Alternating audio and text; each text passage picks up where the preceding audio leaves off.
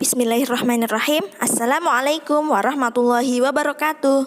Anak-anak soleh-soleha, untuk pelajaran tarikh termin 7, kita akan mempelajari tentang penduduk Madinah masuk Islam. Meskipun ketika berdakwah banyak mendapatkan tantangan, namun Rasulullah tetap bersemangat untuk dakwah. Bahkan ia sendiri mendatangi suku-suku di luar Mekah untuk masuk Islam. Beliau mengelilingi pasar dan berseru kepada orang-orang agar masuk Islam. Pada musim haji, Nabi Muhammad SAW mendatangi kabilah-kabilah yang datang ke Baitul Haram. Beliau membacakan kitab Allah Subhanahu wa Ta'ala kepada mereka dan mengajak untuk mentauhidkan Allah. Tetapi tidak seorang pun yang menyambut ajakannya. Abu Lahab selalu menguntit Nabi Muhammad seraya menimpali, "Janganlah kalian mengikutinya, sesungguhnya dia seorang murtad dan pendusta." Sehingga mereka dengan kasar menolak dan menyakiti Nabi Muhammad SAW. Pada tahun ke-11 dari kenabian, Rasulullah bertemu dengan sekelompok orang dari kabilah Khazraj. Rasulullah bertanya kepada mereka, "Kalian siapa?" Mereka menjawab, "Kami orang-orang dari kabilah Khazraj."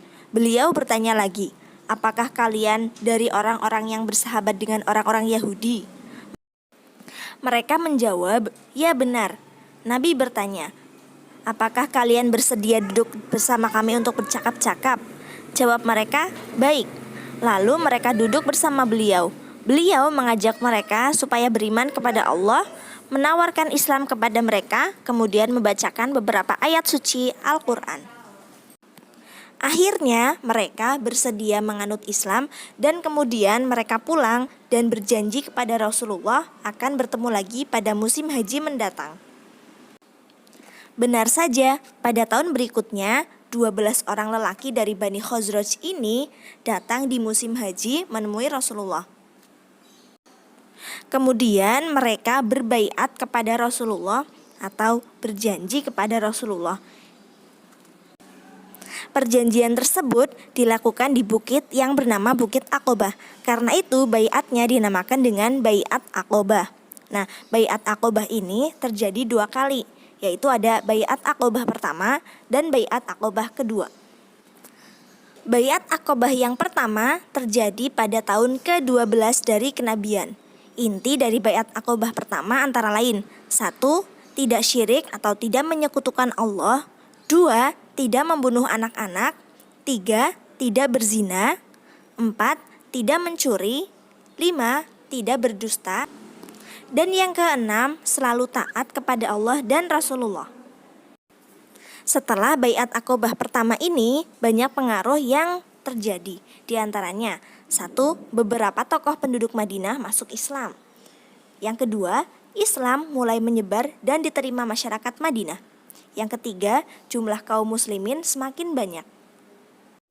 Pada tahun berikutnya, yaitu tahun ke-13 dari kenabian, pada musim haji terjadilah Baiat Aqobah yang kedua. Pesertanya ada 70 orang laki-laki dan 2 orang wanita. Inti atau isi dari Baiat Aqobah yang kedua diantaranya: 1. Selalu tunduk dan taat kepada Rasulullah di saat lapang maupun sempit. 2. Berinfak saat susah maupun senang. 3. Beramar ma'ruf nahi mungkar. 4. Berkata benar dan tidak pernah takut ancaman orang yang tidak senang. 5. Membela dan menolong Rasulullah sebagaimana mereka membela dan menolong keluarganya ketika Rasulullah datang ke Madinah. Setelah Baiat Aqobah yang kedua ini terjadi, banyak dampak positif yang dialami oleh kaum muslimin. Di antaranya, 1. Kaum muslimin merasa lebih kuat karena semakin banyak pengikut Nabi Muhammad SAW.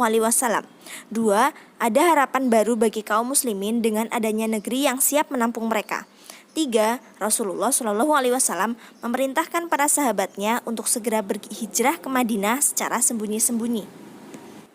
Hijrah di sini maksudnya adalah pindah dari kota Mekah ke Madinah ya, karena kaum muslimin ketika berada di kota Mekah itu mendapatkan banyak sekali gangguan dari kaum kafir dan kaum musyrikin.